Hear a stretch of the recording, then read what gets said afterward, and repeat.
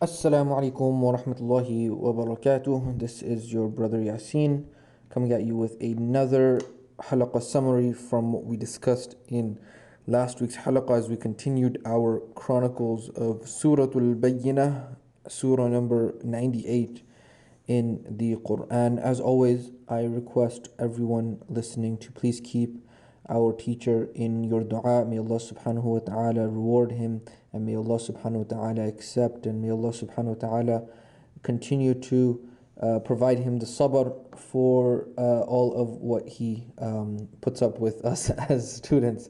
And may Allah subhanahu wa ta'ala accept from all of us as we continued and learned Surah Al-Bayyinah and the tafsir of Surah Al-Bayyinah. So last week we began by first going over some fillings and highlights from previous ayat. If you recall, in the previous summary we had discussed ayat numbers 1 through 4, and then we went and highlighted again the word munfakin. The word munfakin in ayah number 1, Allah subhanahu wa ta'ala says, لم يكن الذين كفروا من أهل الكتاب والمشركين منفكين حتى تأتيهم البينة. And so we discussed the word munfakin. And the word munfakin, we said that from the literal Arabic language, it comes that when you have a rope and you've tied that rope very strong, and then it's very difficult to untie it, but you have to, when you do untie it, you unleash it, right? You untie it.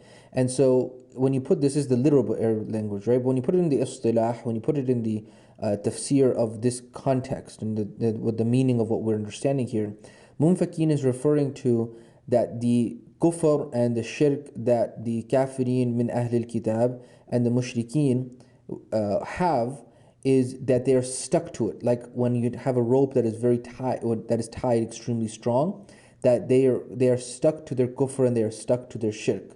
That's what it means to munfakin, that they are stuck to it حَتَّى تَأْتِيَهُمُ الْبَيِّنَةِ, until there comes to them a bayyinah. And so in this ayah number 1, because of the word hatta, the door is left open for them to be able to come to Islam. The door is left open and the possibility is there for them to come to Islam. Now, remember this key point, because we're going to come back to it here in a second when we go into ayat number 4 and 5, in that the door being open for them to come back to Islam or come to Islam at that point. So we discussed munfakin, we talked about the word hatta and how the door is open and the possibilities there for them to come to Islam based off of ayah number 1. And then the third point that we discussed in ayah number 1 is that there are actually two groups here. This is something that I want to make sure I clarify in my previous summary as well, in that here Allah subhanahu wa ta'ala is applying these ayat not only to Ahlul Kitab, because we understand لَمْ يَكُنِ الَّذِينَ كَفَرُوا مِنْ أَهْلِ الْكِتَابِ, from Ahlul Kitab. This is applying to those of a group of those of Ahlul Kitab, but it's also applying to the mushrikeen, because it's wal mushrikeen munfakin. So what we just discussed in terms of that the people who are stuck to their kufr and their shirk, what we just discussed from the word munfakin, this applies both to two groups. Who are these two groups? min ahlil kitab and wal mushrikeen. And so this is what we discussed when we spoke about in ayah number 1, in clarifying those three critical points. And then we went into ayah number 2 to re-evaluate and re-understand ayah number 2, in which we said that the difference, we touched base again on the difference between utlu and iqra, the word yatlu and the word yaqra'u, right? And we said that the word tilawa, the word yatlu, comes from tala, which literally means to have one thing after the other. So when you write letters, they're one after the other. And so there's a sequence. That's one point. The second point to mention here is that the qira'ah, when you read something, reading something can be done silently. It can be done through mental reading, right? You can just read it in your mind. Versus the word tilawa, when you do tilawa of something, you must move your tongue while you're reciting this. And this is why we know from years ago from our teacher, may Allah subhanahu wa ta'ala reward him, that he emphasized to us that when you're in salah, you cannot simply just recite in your mind and do Surah Al-Fatiha in your mind. Because salah, the prerequisite and the requirement is that you must recite the Quran when you are in salah with your tongue moving. And that is a mandatory requirement. And so the tilawah has to happen when your tongue is moving. And so that is different than the qira'ah that happens that you can do silently. And so that's another point that we touched base on here in ayah number 2 when we talked about Rasulun min Allah yatlu suhufan mutahhara. And of course, the full encompassing meaning of ayah number 2 we had already previously discussed in the previous halaqat, so I'm not going to touch base on that in this specific summary. Make sure to reference the previous summary to get a further understanding of that. Then we went into ayah number 3, which is fiha kutubun qayyima, and we expanded furthermore on this ayah, and we spoke about how in the previous ayat we spoke about how in the previous summary we spoke about how there's three requirements, right? There's the sender, there is the message, and then there is the messenger. And so of course, lillahi al-mathal al-a'la, the best example is for Allah subhanahu wa ta'ala. As you can imagine, when a president sends a letter to a president, or when a king sends a message or a letter to a king, or you can even imagine, and this is an example that we gave in the previous halaqah, of course, lillahi al-mathal al-a'la, is that when you're trying to give a gift or something to, or some sort of letter to someone that you love, how would you do it? You would wrap it, you would make sure that it's in the best shape, right? And so because the vast majority of people don't have exposure to what it looks like when a king sends a letter to a king, or when a president sends a letter to a president, Allah subhanahu wa ta'ala in ayah number 3 has given us a very distinct characterization and a very distinct understanding of what is this suhufun, from the previous ayah that Allah subhanahu wa ta'ala said, yatlu suhufan mutahhara. What is this suhufan mutahhara? What is this suhufan mutahhara from ayah number 2? Allah subhanahu wa ta'ala has given us the description of that in ayah number 3 when He says, fiha kutubun qayyima. And as our teacher, may Allah subhanahu wa ta'ala be pleased with him, as he mentioned that there is the word qayyima, there couldn't be a better word to describe the word qayyima, because it's such a prestigious word. It's such a word that encompasses such elegance and beauty and value, because of course, as we spoke about in the previous summary and the previous halaqat, that the qayyima means something that has a very high value, that has a very high standard, that is something that calls to kutubun qayyima, that calls to the truth. And so from that we understand that, subhanallah, not only did Allah subhanahu wa ta'ala deliver from the King of Kings subhanahu wa ta'ala, the creator, He is the best subhanahu wa ta'ala, when you talk about the three, right, the sender, the message, and the messenger, that He subhanahu wa ta'ala sent the Quran, He revealed the Quran, He spoke the Quran, right, the message itself from the best creator, the creator, number one, through the best messenger of the heavens, who was who? Jibreel alayhi salam, the best messenger from the heavens, delivered to the best messenger of the earth, Rasulullah sallallahu alayhi wasallam, and the best message, the Quran Sharif, from Allah subhanahu wa ta'ala. And so the best, that is qayyima, and that is fiha kutubun qayyima, as we have touched base in last week's halaqah. Then we went into ayah number 4, and we went full circle here in that we said, وَمَا تَفَرَّقَ الَّذِينَ أُوتُوا الْكِتَابَ إِلَّا مِن بَعْدِ مَا جَاءَتْهُمُ الْبَيِّنَةُ. And so this is where we specifically had a revision or a clarification in which we connected ayah number 4, this ayah right here, وَمَا تَفَرَّقَ الَّذِينَ أُوتُوا الْكِتَابَ, to ayah number 1, in which we said that the farraq, right? We spoke about in last week's halaqah that the farraq is coming, the encapsulation of 3 different meanings: disagreed, split, and divided. And so what we said, that was the literal definition. But now we understand it in light of munfakin from ayah number 1, in that they are stuck to their kufr.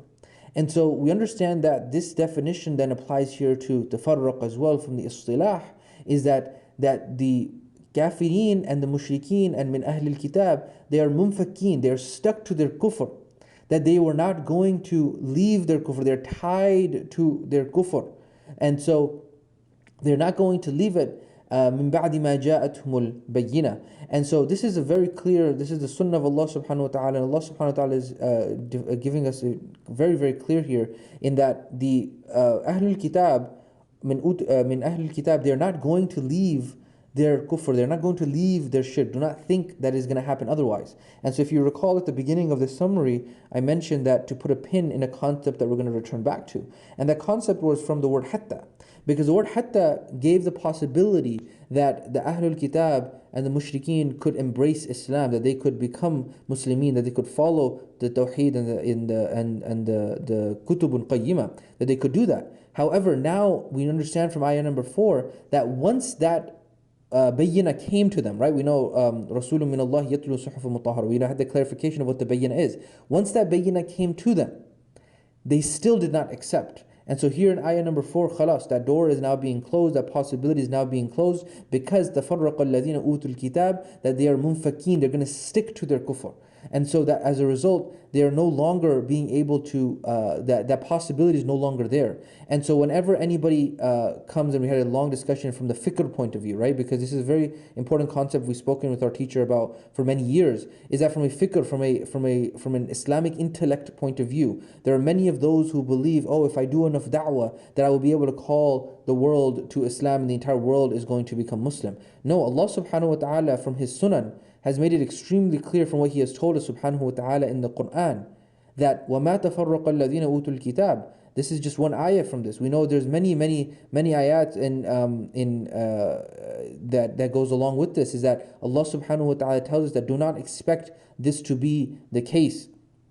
Especially Surat Al-Imran, ayat number 64, قُلْ يَا أَهْلَ الْكِتَابِ تَعَالَوْا إِلَى كَلِمَةٍ سَوَاءٍ. That Allah subhanahu wa ta'ala talks many ayat, that there's the call is there, however do not expect the Ahlul Kitab to come to Islam and to embrace Islam. And why is that the case? Because of the fact that they already knew, they were expecting a prophet to come.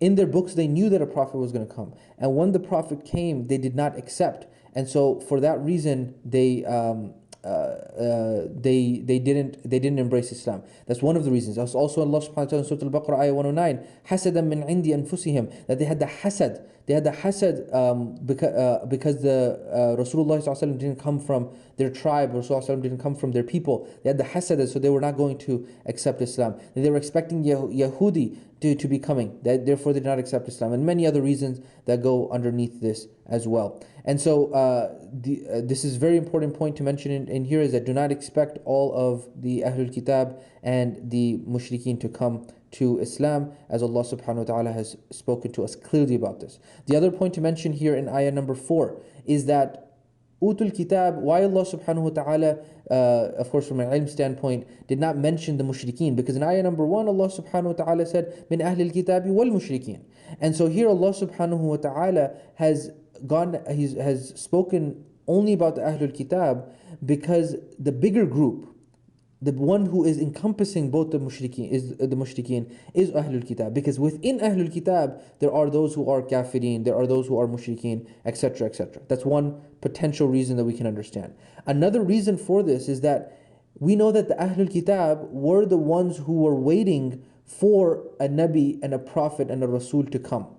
And so if those who were waiting for a Rasul to come are not accepting of the message, if those who were waiting for a Rasul, who knew that a message was going to come, are munfakeen, that they are tied to their kufr, then what is going to then be the case of those who are already mushrikeen?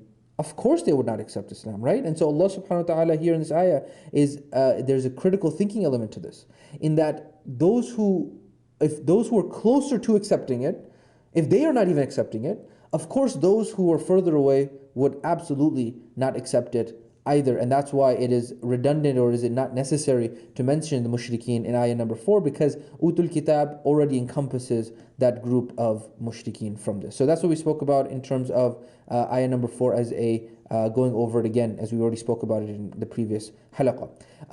Finally, in ayah number 5, in what we spoke about last week, we said, وَمَا أُمِرُوا إِلَّا لِيَعْبُدُوا اللَّهَ مُخْلِصِينَ لَهُ الدِّينَ حُنَفَاءَ وَيُقِيمُوا الصَّلَاةَ وَيُؤْتُوا الزَّكَاةَ وَذَلِكَ الدِّينُ الْقَيِّمَ. And so we know that Allah subhanahu wa ta'ala, وَمَا أُمِرُوا إِلَّا لِيَعْبُدُوا اللَّهِ, that Allah subhanahu wa ta'ala is telling us that You've not ordered except إِلَّا لِيَعْبُدُوا اللَّهِ, to make obedience of Allah, مُخْلِصِين, sincerely, لَهُ حُنَفَاءَ. Hunafa'a here meaning that they are to stand out distinctly, to be upright, to stand with the deen of Allah subhanahu wa ta'ala. وَيُقِيمُ الصَّلَاةَ وَيُؤْتُ الزَّكَاةَ. Of course, this is very clear, establish the salah, and to وَيُؤْتُ الزَّكَاةَ, to give the zakah. وَذَلِكَ دِينُ الْقَيِّمَةِ. And this is the deen of al-Qayyimah. And subhanAllah, all of the understanding and all of the meaning and all of the tafsir that we had given for the word Qayyimah in the previous ayah expands here into this as well, except in this case we're talking about not fiha kutubun qayyimah. This is now referring to وَذَلِكَ دِينُ الْقَيِّمَةِ, that this is the deen of al-qayyimah. And so what is the message here? What is Allah subhanahu wa ta'ala telling us as Ummah Muhammad sallallahu alayhi wa sallam? That we are getting the message that this is what has been ordered to the previous nations. And so Allah subhanahu wa ta'ala is telling us, do not be like them. We have ordered you to do this. We have ordered you to do لِيَعْبُدُ اللَّهَ مُخْلِصِينَ لَهُ الدِّينَ حُنَفَاءَ. We have ordered you وَيُقِيمُ الصَّلَاةِ. We have ordered you وَيُؤْتُ الزَّكَاةَ. And so do not disobey that. Do not stick to your tradition of your forefathers and stick to that. And so Allah subhanahu wa ta'ala has ordered us the exact same as the previous In Surah Al-Baqarah, ayah number 208, Allah subhanahu wa ta'ala mentions, Ya ayyuha alladhina amanu dukhulu fi silmi kaffa. O you who are mu'mineen, enter into fi silmi, into the deen completely, kaffa. And so Allah subhanahu wa ta'ala is telling us a clear message here, in that this tariq, this manhaj, this deen is deen al-qayyimah. And so this is what is a requirement for deen al-qayyimah. And so we as Ummah Muhammad sallallahu alayhi wa sallam must check ourselves. Are we amongst the deen al-qayyimah, in that are we doing this? Are we hunafa? Are we clearly standing upright with the deen? And so this is very, very, very, very important in that we understand this. The other understanding of this that we went over in the previous halaqah is that when we understand qayyimah, and we said that another word for qayyimah means that the intelligence, right, the value of what it has. We understand that the deen al-qayyimah does not mean that we all are doing the same thing. It means that we as an ummah collectively are united in working towards the establishment of kalimatullahi hiya al-ulya. We are working towards the deen of Allah subhanahu wa ta'ala collectively. And so it does not mean that we all have the same intelligence. It means that we have our differences, we have our different specialties, we have our different understandings, our different intellects, and yet we are all working towards the same cause in our own specializations. And so in the last week's halaqah, we discussed how we understand, for example, some people are very good at engineering. The hufad are working on what they work on. Some people are very good at giving khutbah. Not everyone has that capability. Not everyone has that skill set. Not everyone has that specialized intelligence. And so, for example, Khalid bin Walid, radiallahu anh, he was not a faqih. However, you have a faqih like Abu Hanifa, radiallahu anh, who literally hundreds of years later has people following him still because he was a faqih. How often do we say Khalid bin Walid radiallahu anh said this?